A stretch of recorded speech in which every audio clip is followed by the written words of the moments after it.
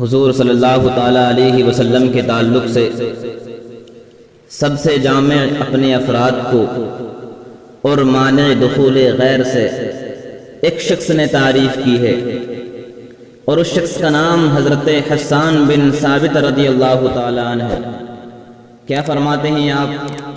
وَأَحْسَنَ مِنْكَ لَمْ تَرَ قَطُّ عَيْنِي، یا رسول اللہ، آپ سے زیادہ بیوٹیفل پرسن میری آنکھوں نے دیکھا نہیں۔ وَأَجْمَلَ مِنْكَ لَمْ تَلِدِ النِّسَاء، آپ سے زیادہ گڈ لک اینڈ اسمارٹ دھرتی پر کسی ماتا نے جنا نہیں۔ خلقت مبرأ من کل عیب کأنک قد خلقت کما تشاء، ہر عیب سے آپ پاک پیدا کیے گئے، آپ ویسے پیدا کیے گئے گویا کہ جیسے آپ چاہ رہے تھے۔ اب آئیے میں آپ کو ایک لوجیکلی بات بتاؤں۔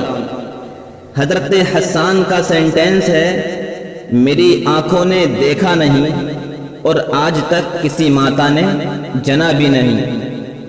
سوال یہ ہوتا ہے کہ یہ بات ہم سنی لوگ مان لیں گے، لیکن سپریم کورٹ آف انڈیا کا جج، constitution of Durban, constitution of Libya, constitution of جزائر، constitution of Australia, 208 countries in this world, اس کے سپریم کورٹ کا جج اگر کوئی ڈیسیژن لیتا ہے تو آئی وٹنس کی بنیاد پر لیتا ہے، چشمدید گواہ کی گواہی پر فیصلہ سناتا ہے۔ حضرت حسان بن ثابت سے اگر سپریم کورٹ آف انڈیا کا جج پوچھے did you see face of آدم علیہ السلام، ریپلائیڈ نو۔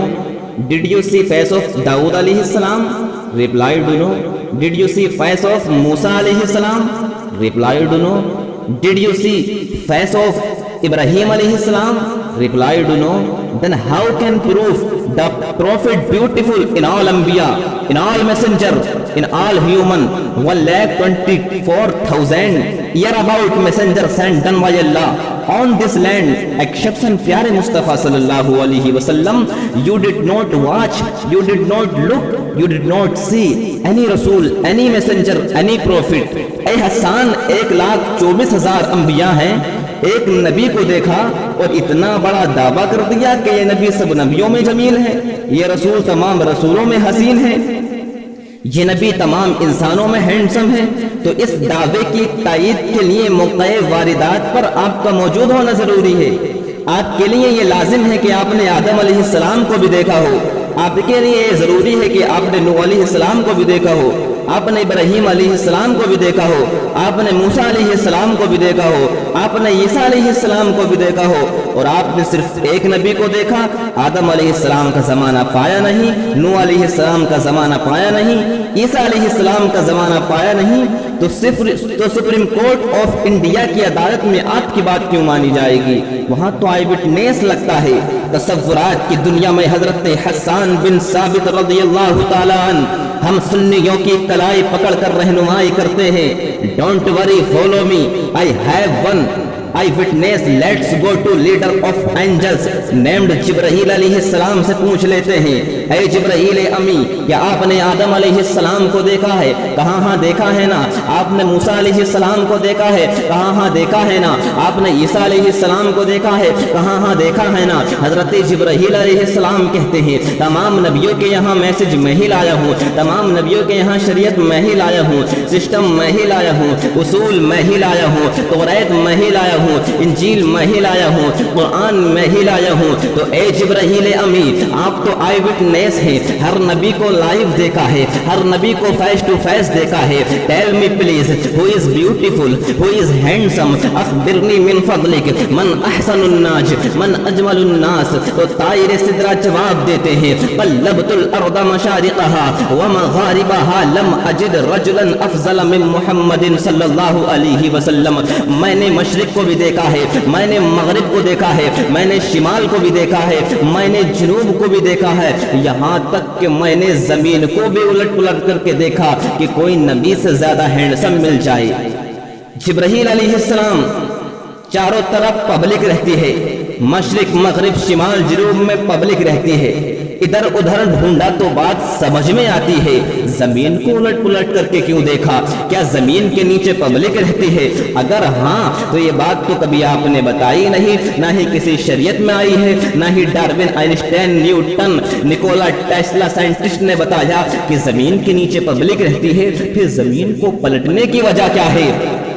تو طائر سدرہ کی طرف سے جواب ہوگا، ساحل سن اس سوال کا جواب تمہیں 1400 سال کے بعد نظر آئے گا، جب 21ویں صدی عیسوی کا سورج سطح عالم پر طلوع ہوگا، گوگل کا زمانہ ہوگا، ٹویٹر کی حکومت ہوگی، فیس بک کا دمال ہوگا، www کے ذریعے پوری دنیا کو ایک گلوبل ولیج میں کنٹرول کر لیا گیا ہوگا، سٹل اسپیس کی رفتار 28,000 کلومیٹر پر آور ہوگی، قطر ایئر لائنز کا دور ہوگا، امریکن ایئر لائنز ہوگا، ایئر انڈیا ہوگا، انسان سٹل اسپیس میں اسپیس کے ذریعے جا کے پلاٹنگ کاٹے گا، پلانیٹ کو ڈھونڈے گا، گولے کو تراش کرے گا، وہاں زمین بیچنے کی تیاری چل رہی ہوگی، بلڈنگ بنانے کی تیاریاں چل رہی ہوں گی، انسان خلاؤں میں آکسیجن بنانے کی تیاری کر رہا ہوگا۔ ایسے ماحول میں نیوٹن سائنٹسٹ کا ماننے والا، آئنسٹائن سائنٹسٹ کا ماننے والا اسپیس میں جا کے نئے سیارے سے نئی مخلوق ایلین کا چہرہ پیش کر کے کہیں دنیا کے مسلمانوں کو گمراہ نہ کر دے، کہیں یہ نہ کہہ دے کہ فلاں سیارے پر تمہارے نبی سے زیادہ ہینڈسم ایک مخلوق موجود ہے، لہذا حسان کا دعویٰ باطل ہے، اور حسان نے اس سیارے کو نہیں دیکھا کیونکہ راکٹ نہیں تھا، سٹل اسپیس نہیں تھا، قطر ایئر لائنز نہیں تھا۔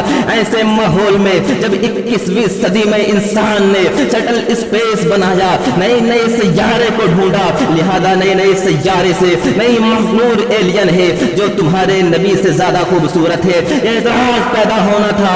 اسی اعتراض کی چھاتی پر طائر سدرہ جبرائیل امین علیہ السلام نے 1400 سال سے بھی پہلے حسن مصطفیٰ کی آخری کیل ٹھوکتے ہوئے تمام سیارے کو الٹ پلٹ کر کے دیکھا، صرف زمین کو نہیں پلٹا بلکہ نرسری LKG UKG والے جب آگے بڑھتے ہیں تو انہیں تمام پلانیٹ کے نام بتائے جاتے ہیں۔ حضرت جبرائیل علیہ السلام نے مرکری کو بھی دیکھا ہے، وینس کو بھی دیکھا ہے، ارتھ کو بھی دیکھا ہے، مارس کو بھی دیکھا ہے، جوپیٹر کو بھی دیکھا ہے، پلوٹو کو بھی دیکھا ہے، جتنے 8 سیارے ہیں تمام سیارے کو حضرت جبرائیل علیہ السلام نے الٹ پلٹ کر کے دیکھا اور اپنا ججمنٹ، اپنا ڈیسیژن، اپنی عدالت سے فیصلہ کیا اور اپنا عقیدہ بیان کیا۔